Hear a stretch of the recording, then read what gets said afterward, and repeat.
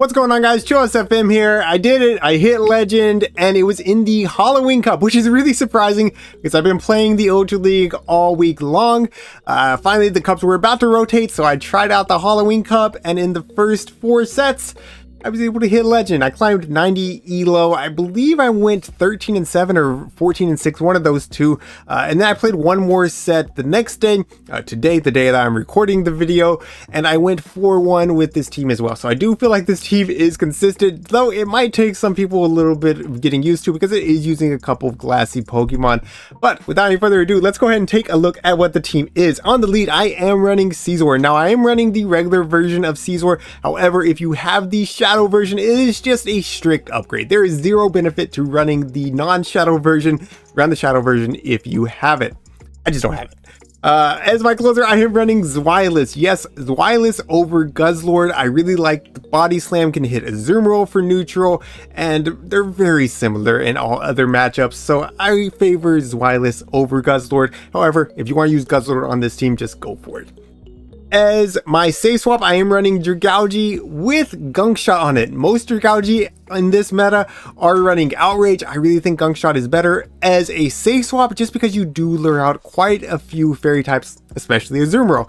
So let's go ahead on and jump on into some of these battles. Let's get it going. All right. Scizor into Toxapex. On paper, a very neutral lead. We are double resisting all the poison type moves. They are resisting our fast move as well. And we're both hitting each other for neutral with charge moves. However, due to the stat product, it's really not great for Scizor. So we are going to be swapping out, catching this brine on Dragalge, and luring out the Carbink. This is exactly what Dragalge is here for. We're going to be able to chip away with these Aqua Tails. They do hit for super effective. However, you still need like 4 of them because the Dragon Tails do nothing, right? They're double resisted. Aqua Tail is not the greatest move, and it's non-stab. So it doesn't do a ton, but at least it chips away and puts pressure on them to throw energy as well, which they're going to do right here. And that's great for me because I already have the Iron Head banked, and now I can just come in, I can waste the rest of their energy. They had another Rock Slide ready to go. We can just completely waste that energy with this Iron Head. It does hit for double super effective damage, so it easily takes out the Carbink. Out comes a Go-Bat. Really interesting, they did not want to come back in with the Toxapex, knowing that the Toxapex would still need to land 2 charge moves. So they come in with the Go-Bat instead, which is hitting for neutral with all the wing attacks. A lot of times I like to call this, I decided to shield this time, and it is the Shadow Ball, so that's huge. If I would have no-shielded that, then my Swallow would have just been stuck debuffed the rest of the game. We wouldn't have had a chance to win. They do catch the Night Slash on their Toxapex, great catch by my opponent. I'm going to go ahead and build up more energy, and I'm going to do it again. We're just going to catch another brine, wasting as much energy from my opponent as I possibly can. Opponent running a team quite a bit more bulky than mine, so I do have to make some aggressive plays here. Going to build up, go for the Dark Pulse before they are at the Sludge Wave. Dark Pulse should be enough to KO from this range, and they do let it go through. Beautiful. Now all they have left is this Go-Bat. If I shield this, I make it to the Body Slam. And I have a Night Slash ready to go, but I'm also close to double Night Slash. So just in case they were almost at the double Poison Fangs, I figured this is just the safer play. I let it go. I'm going to throw this first Night Slash. I'm going to throw it before we get debuffed, so I should have actually just thrown it immediately when I came in. But regardless, we're going to make it to another one, and that's going to be GG's. Well played to my opponent. Let's go, let's go. Yeah, I mean, just the difference in bulk made that battle a little bit more tricky, where I did need to make some of these catches. But you're not gonna have to do that with every battle. All right, Runerigas. I see a lot of these ground and ghost type leads right now. There's a lot of Runerigas, a lot of Palis-San, and even a few Golurks running around. I didn't personally run into Golurk, but when I watch other content creators, I'm seeing a lot of Golurk. So I'm gonna go ahead and catch here, knowing they're likely to bait with the Sand Tomb, but at least with Dragalge, I don't have to use a shield. Even the second Sand Tomb, it's not really threatening. Sand Tomb is not a great move, and the Dragon Tails are doing enough that they're not going to be able to get to another one after that. Out comes an Escavalier. So here it is. Here's one of the core breakers. There's a couple core breakers, and you're gonna see them both.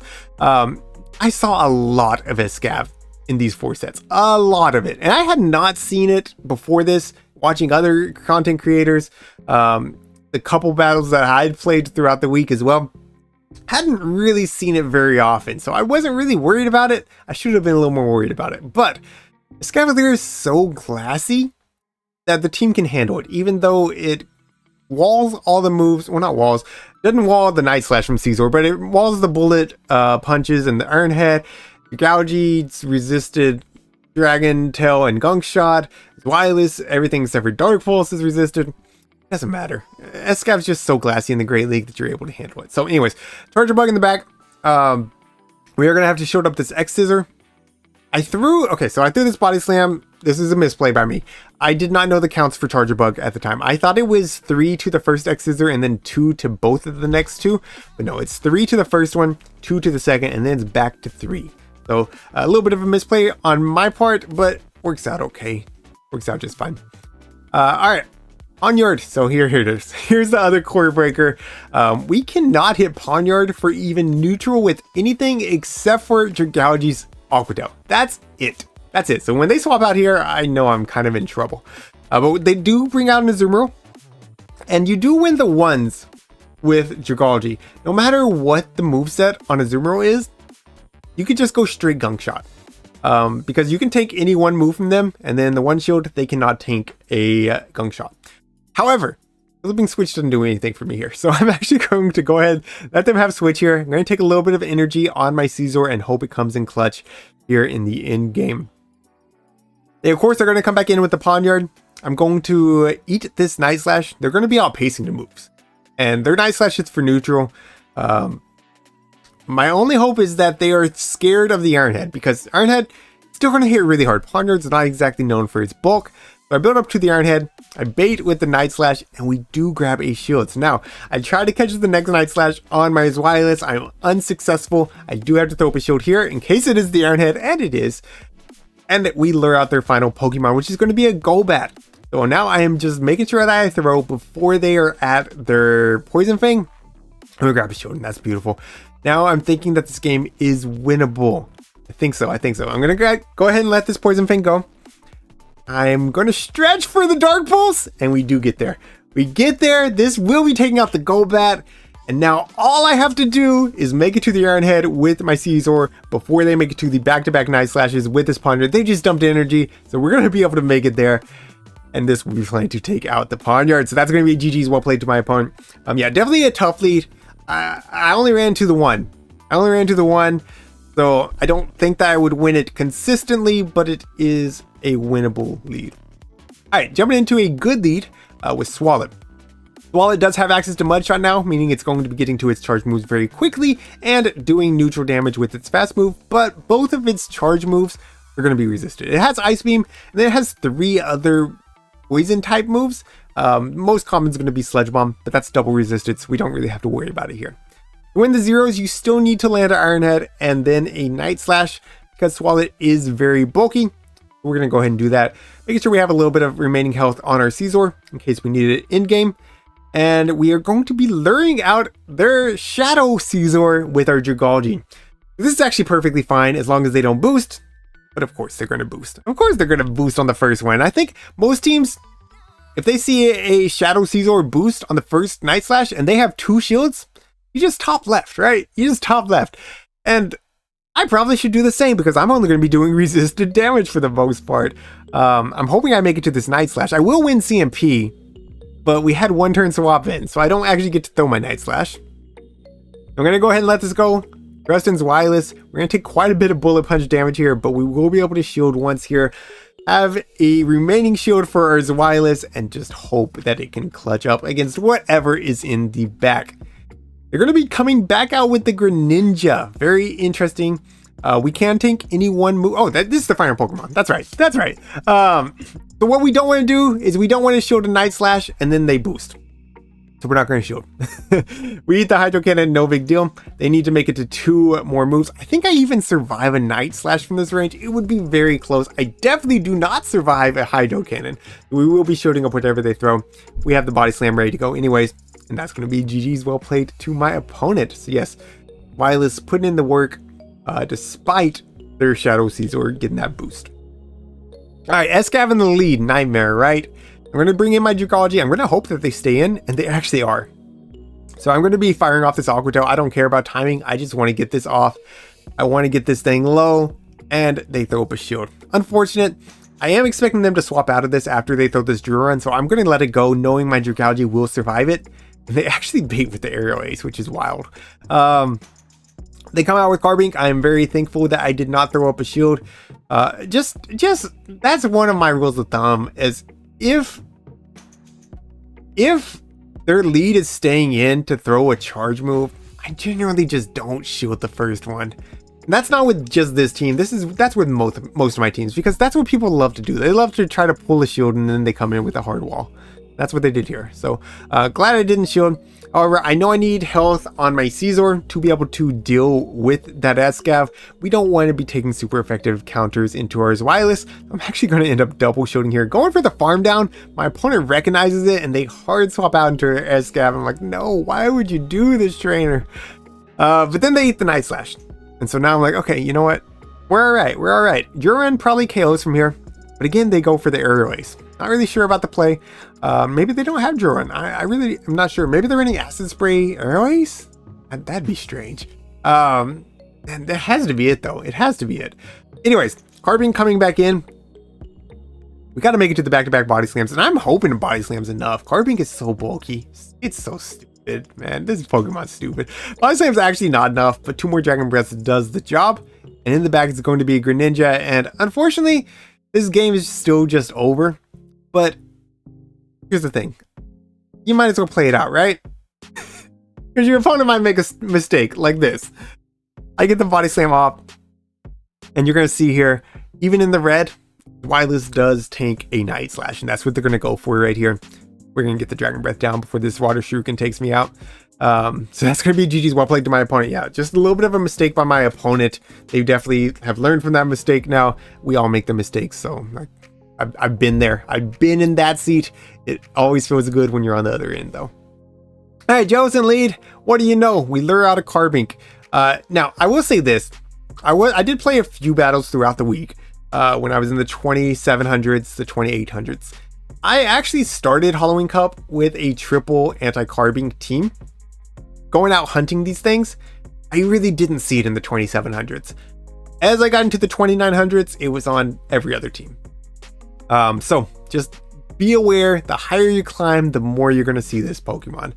It's very strong. People are getting there, getting up here because they're using the best stuff, right? Which, I mean, like, that's not a bad thing. You should use good Pokemon. But yeah, it is annoying to deal with. Definitely annoying to deal with.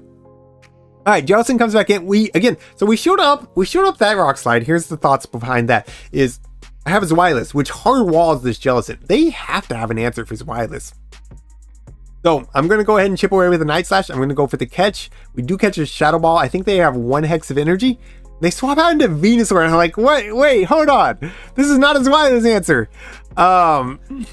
Yeah, so this is actually really uncomfortable because if I wouldn't have ate that Shadow Ball, I would have been able to survive a Sludge Bomb. I wouldn't have to use the shield right here, but I did. So now I'm going to have to use the shield. They go for the Frenzy Plant, which maybe wouldn't have KO'd from that range. It would have definitely put me in Vine Whip down range. Frenzy Plant hits very hard. Going for the Body Slam right here. As going to grab the second shield. And my opponent, this is really smart of them. They overfarm a little bit to take extra Dragon Breath damage. That way my Scizor is not getting extra farm. However, it's just not enough. I still get enough to get through this Night Slash. Jellicent's going down to it, and that's going to be GG's. Well played to my opponent. Let's go. All right, Scizor into Whimsicott. Okay, Whimsicott's a really cool pick for this cup. I haven't seen too many people talk about it, but it is a really cool pick. However, Scizor wasn't. You're going to swap out into Greninja. We got another wall. Like, we're just hard countering my opponent right here. We could eat 2 Hydro Cannons, no big deal. I am going to throw this Body Slam here. I think I undercharged this. Yeah, I end up undercharging because I want them to connect with another Hydro Cannon. But they know exactly what I was trying to do. So they throw 2 more. And after 2, they could have back-to-back Night Slashes. And I didn't want to end up having to give up a shield myself if they ended up Night Slashing, getting the boost. So I end up Dragon Breathing down. We still chip away at this Whimsicott with the neutral Body Slam. They farm us down with double super effective damage from Fairy Winds. And that Moonblast is just crazy. That is insane damage when we resisted move. I did not expect to hit that hard. In the back is going to be an Escavalier, and I'm thankful that I have 2 shields. They actually eat the Night Slash, which is surprising. Doesn't really change anything. The Night Slash and the Aqua Tail from Jigauji, they're about the same damage into this Escav. I throw this Aqua Tail just before they are at their second drill run, just so they have to give up a shield. I could have farmed down and just left it with all this energy as well. Either play was fine. We'll shield up this drill run, and then we will get the Dragon Tail down. We will leave with an Aqua Tail plus a little bit more loaded. I'm going to make sure I'm throwing a good timing. One Dragon Tail is 3 turns. The Fairy Winds are 2 turns. So if I do 1 Dragon Tail, I'm only giving them 1 free turn of energy. Here I do throw on alignment. I wasn't sure who would win CMP. Just trying to get them as low as possible. They do go for the Moonblast, and they're just not going to be able to make it to another move. We're going to get the farm down with Caesar, and that's going to be GG's well played to my opponent. Oh, let's go, let's go. So hard counter on the lead, hard counter on the swap from my perspective, but the core breaker in the back, able to handle it regardless. All right, Rune lead again. This one does play differently, and yeah, there's a reason I included 2 Rune leads here. Because after they shield that, I am going to still swap out. Swilus again, going to be walling Rune. Besides the, they can run, what is it, Rock Tomb? I haven't seen one with Rock Tomb just yet. They can run Rock Tomb. So Azumarill comes in. We're gonna go straight for the Gunk Shot. I would love to get Switch here. I don't need Switch, but I would love to get Switch because this walls that thing. So they showed up the first Gunk Shot, and I'm like, you know what? I'm not satisfied with that. I want both shields or I want Switch. So I'm going to shield, and there it is. Even with Ice Beam, super effective Ice Beam. Jigauji with that small energy lead can win in the 1 shields.